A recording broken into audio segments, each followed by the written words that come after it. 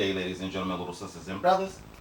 Today's video will be a non-sexy summary of what we have discovered thus far about the Ajis and their armada. You know, the many strains within the Hanseatic League. Let's begin, shall we? According to Wikipedia, under History of European Jews in the Middle Ages. I'm cutting to chases, and because this is just a summary, I'm letting the beat rock. Quote, the Jews in Europe gradually consolidated their communities through the first millennium, emerging as Ashkenazi Jews around the end of the latter period. Listen up. European Jews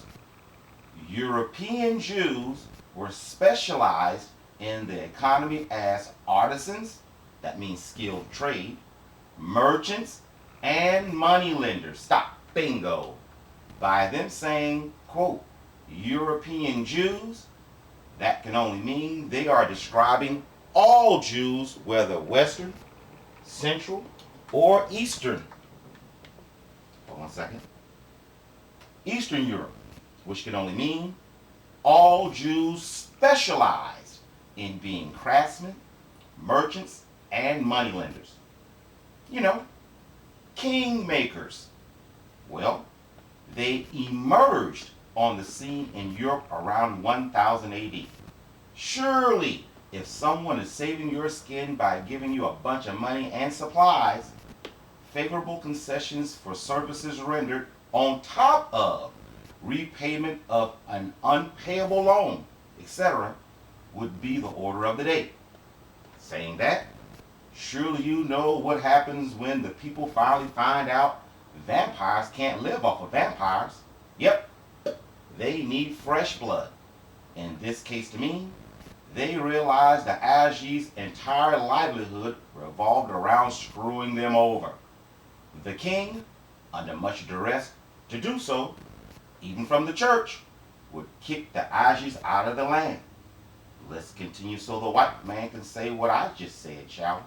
Quote, a significant depletion in the numbers in Western Europe began to take place with the rise of the Crusades, which brought about many pogroms and successive expulsion orders.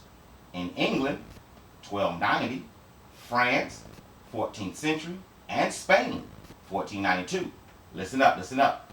With the end of the medieval age, a similar phenomenon was to repeat itself in the Italian peninsula and throughout most German towns, not all, most German towns and principalities in German-speaking lands in the 16th century.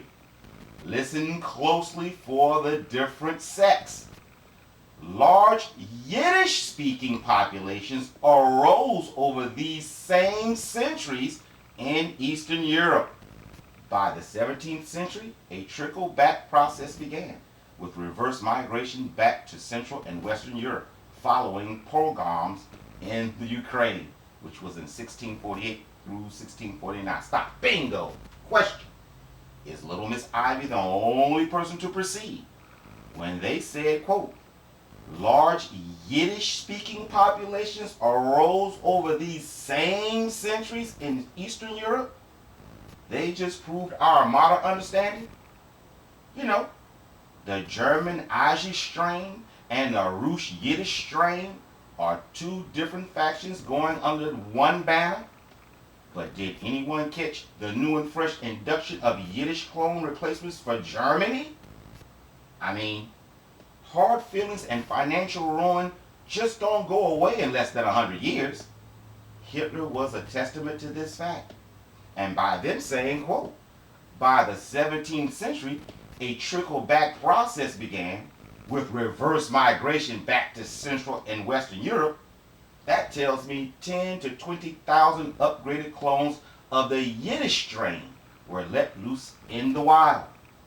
I will prove beyond a shadow of a doubt in upcoming videos. We just got to get to that point in history first. But as far as this video, if you listen real close and proceed with all of your understanding, one understanding being there is a population increase when there's wars, etc., to kill off the old to make room for the new. If you perceive that, you just might hear some of the proof next. Under From the Fall of Rome to the Late Middle Ages, which they're going to talk about the age of 500 to 1500. I'm going to go to Germany. Listen closely. Quote, during the Carolingian period, Jews had a vital function as importers of goods from the East, and their laws and customs were generally tolerated, although they were not allowed to proselytize to Christians. Listen closely.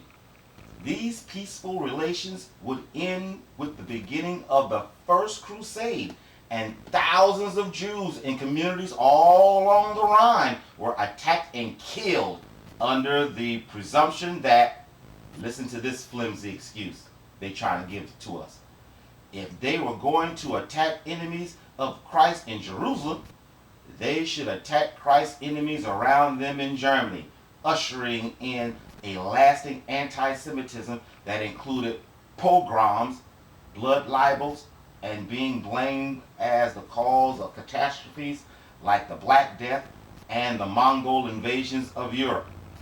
They were the cause. Listen extremely closely. Despite this bigotry, German Jews continue to practice, refine, and evolve their religious and social customs, including the development of the Yiddish language and an identity as Ashkenazi Jews. They eventually established a uniquely Jewish occupation, working as court Jews within the Holy Roman Empire. Stop. New and fresh German bingo. First, they just told us Yiddish was spoken by the Jews of the Rus. The only way you can develop something already developed is that you are new and started one on your own. But the funnier thing that they want a chosen mind to believe is, despite all of the killing, Black Death, invasion, finger pointing, etc., suppose ancient Israelites not only identified themselves as Ashkenazi Jews, but they also, quote, continued to practice, refine, and evolve their religious and social customs. People, the First Crusade didn't start to 1096.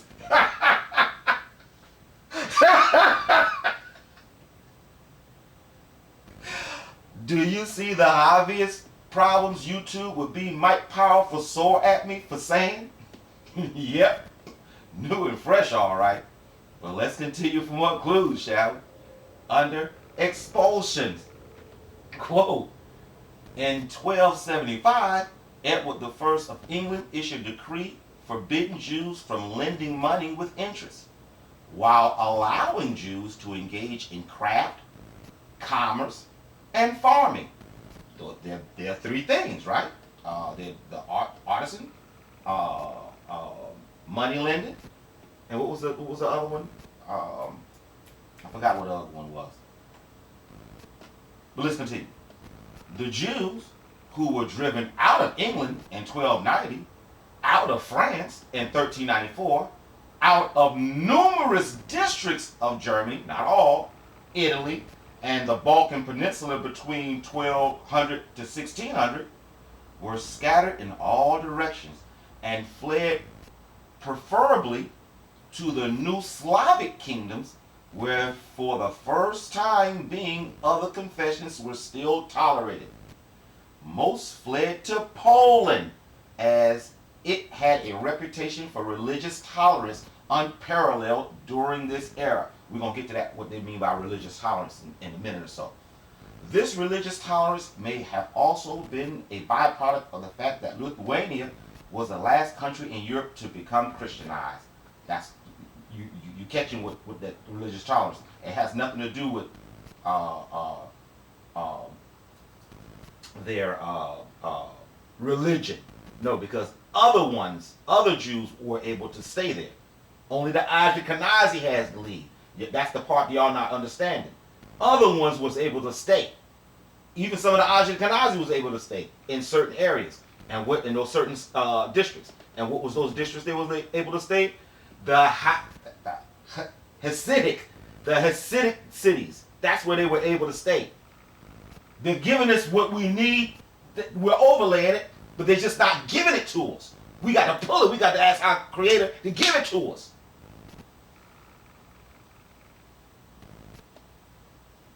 Listen closely, please. Here they found a sure refuge under benevolent rulers and acquired a certain prosperity in the enjoyment in which the study of the Talmud was followed with renewed vigor. Together with their faith, they took with them the German language and customs, which they then cultivated in a Slavic environment with unexampled faithfulness for centuries. I'm going to go back because you know me, I'm sorry. I get crazy sometimes. Well, listen to this. Listen to this. Listen to this. Quote, most fled to Poland as it had a reputation for religious tolerance unparalleled during this era. This religious tolerance may have also been a byproduct of the fact that Lithuania was the last country in Europe to become Christianized. Listen closely. Here they found a sure refuge under benevolent rulers and acquired a certain prosperity in the enjoyment in which the study of Talmud was followed with renewed vigor. Together with their faith, they took with them a German language and customs, which they then cultivated in a Slavic environment with unexampled faithfulness for centuries. Example, bingo! Did you catch all of the new and fresh replacements they conveniently rolled up into one? Man, I'm not even going to try to break it all down. Alarm bells should have been going off the entire time. But I do want you to pay attention to what they said about Lithuania. You know, when it said, quote, here they found a sure refuge under benevolent rulers and acquired a certain prosperity. Not only that, also pay attention when it said, quote, most fled to Poland as it had a reputation for religious tolerance unparalleled during this era. Why do I want you to pay attention, you ponder? Because these are two pieces to a theory little Miss Ivy and I have proved. These connecting regions were an induction station for the new and fresh Israelis. Yep. Next, we would love for you to vet for us. It's coming up.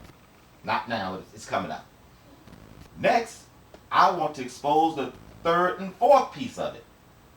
Remember when I just read, quote, they eventually established a uniquely Jewish occupation, working as court Jews within the Holy Roman Empire, meaning they were the only people doing this, hence why they were the only people continuously exiled like they were.